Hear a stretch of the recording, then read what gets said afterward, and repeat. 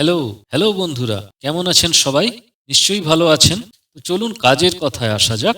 দেখুন, স্টক মার্কেটে যদি আপনি ইনভেস্ট করতে চান, তাহলে ব্যাংক বা ফিনান্স কোম্পানিগুলোর স্টক খুবই লোভনীয় এবং এগুলোকে অ্যাভয়েড করে আপনার ইনভেস্টমেন্ট পোর্টফোলিও কিন্তু কমপ্লিট হবে না। ব্যাংক বা ফিনান্স কোম্পানির স্টকেতে ইনভেস্ট করতে আপনার আগ্রহ আছে কি? যদি থেকে থাকে তাহলে নিজেকে প্রশ্ন করুন যে ব্যাংক ফিনান্স কোম্পানি অনেকগুলি আমাদের এনএসসি বা বিএসসিতে ট্রেড করে থাকে। এদের মধ্যে কোন কোম্পানির স্টক ভালো, মানে কোন কোম্পানিতে ভালো বিনিয়োগের সুযোগ আছে, সেটা কি আপনি জানেন? কিভাবে বেছে নিতে হবে? যদি না জেনে থাকেন তাহলে জেনে নিন ব্যাংক ও ফিনান্স কোম্পানির কোন স্টকে ভালো বিনিয়োগের সুযোগ আছে সেটা বুঝবেন কিভাবে।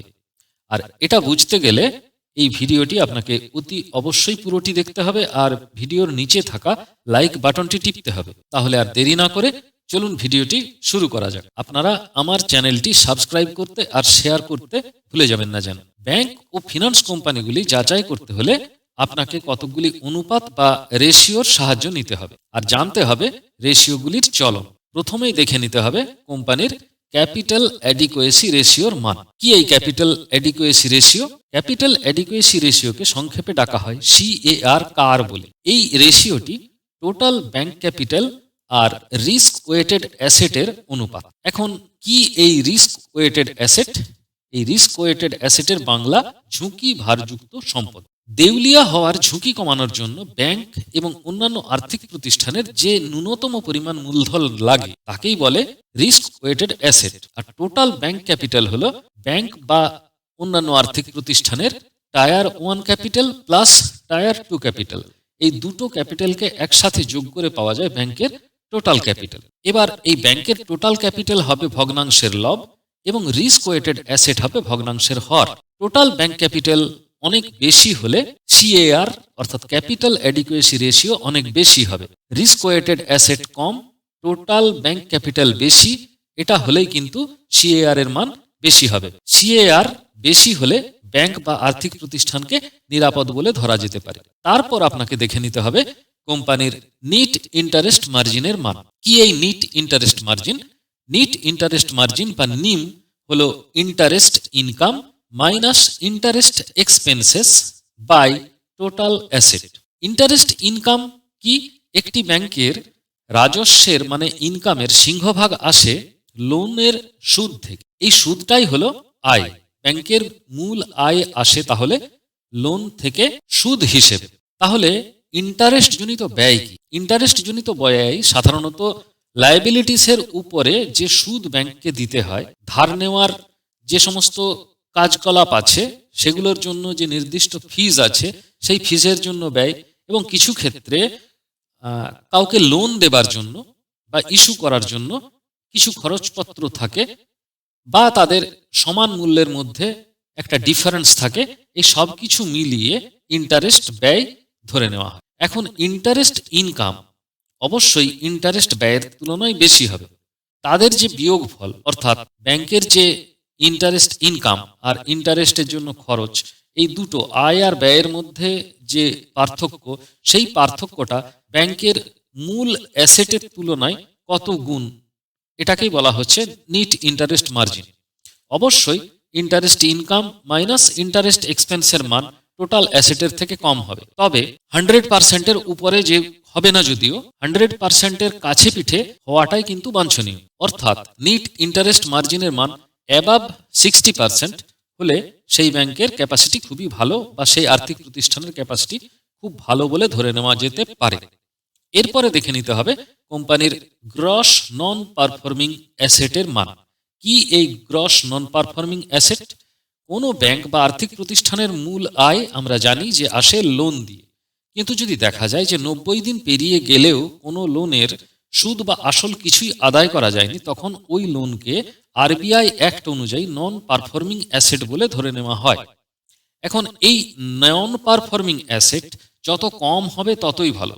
নন পারফর্মিং অ্যাসেটের মান যদি বেড়ে যায় তাহলে কোম্পানির ম্যানেজমেন্ট খুব ভালো করে খতিয়ে না দেখেই বিভিন্ন কোম্পানিকে বা বিভিন্ন সংস্থাকে লোন দিয়ে ফেলেছে বলে ধরে নেওয়া যেতে পারে।